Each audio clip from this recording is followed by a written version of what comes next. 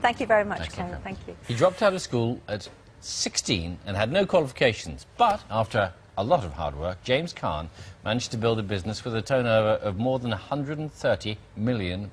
Amazing, isn't it? And thanks to Dragon's Den, the entrepreneur has become a household name and has backed new inventions like treadmills for dogs and gold-plated iPods. Well, James has written a book about his remarkable story, and he's here. Good morning, Good morning, James. James. Good morning. Nice to see you. Morning. First, before we get stuck into you, let's take a look at you negotiating the deal for one invention, which actually has proved to be particularly fruitful. Oh, amazing. Absolutely amazing. Let's have a look. I think our objective is very simple, Andy. We want to make you a very successful entrepreneur. It's a powerful pincer movement, and Andrew is clearly feeling the pressure.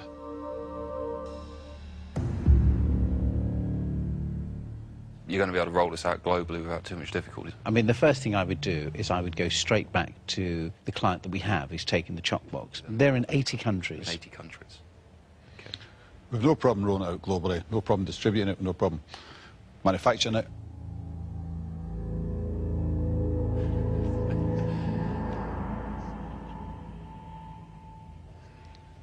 Okay, I shall take you up on that offer. That's just, that was the wrap strap, wasn't it? Absolutely, An incredible piece of kit which ties It's just so things simple, together. isn't it? I mean, And you put in £75,000. Yeah. And they've just signed a deal for £36 million. Is that right? what can I say? Another You success. tell me how to do it. I'd like to know how you do that. It's fantastic. No, I tell you what, I think he's a tremendous guy. I mean, you know, as an inventor, I just love the things that are just so easy and so simple. When I was sitting there, I thought, you know what, I get this, because you've got cable tie, which literally sells billions a year, and this guy's got something that actually is more effective, it's simple, it's easy, and you can use it 4 times more. Do you know what, James, though? I was watching the programme and I think I remember Theo taking the wrap strap and, as he does, breaking it. Yeah. Breaking it and thinking, so He's what like a interests child. me, what interests me is why you would go for it and Theo, who's also multimillionaire, doing quite well for himself, thank you, would not.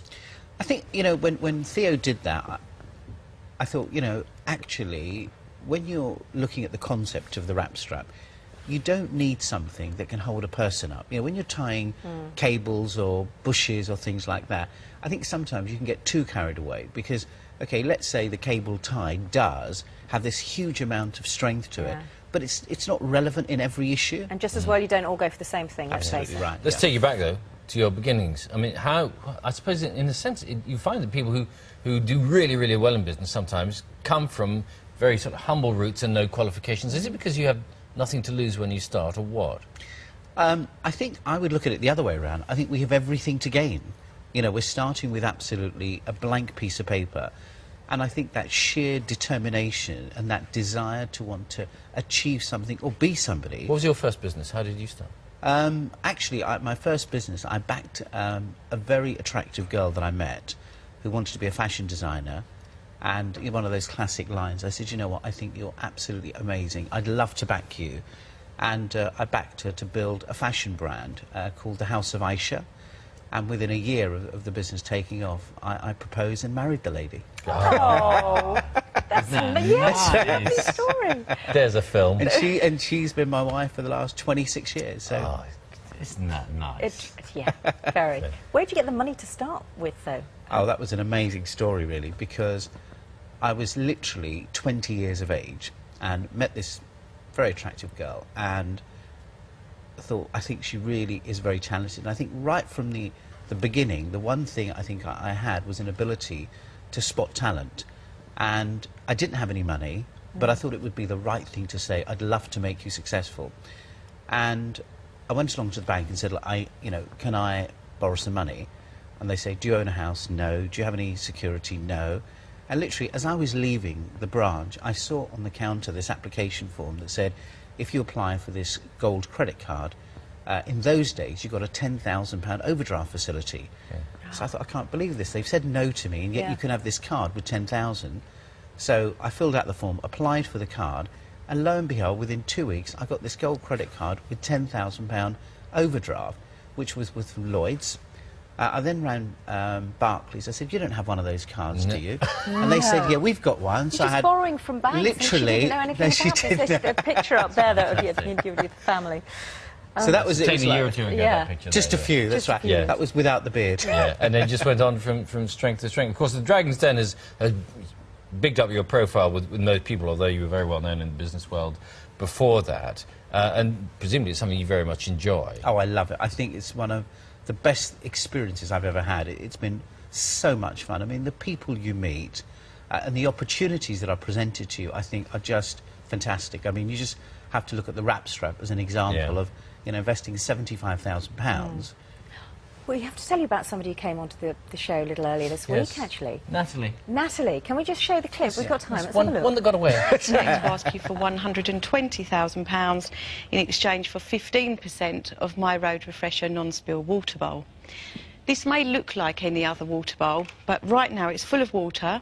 You could put it in your car, caravan, boat. You could go over speed bumps. You could slam the brakes on. You could kick it across the floor, and you wouldn't spill a drop. Natalie, shall I tell you where I am? Have you heard that expression, you know, America is the graveyard of UK businesses? No. Remember the phrase. I definitely get the product, I understand the product, but to me it seems like a lifestyle business rather than an investable business. And for that reason, I'm out. But good luck. Thank you. And she's done all right.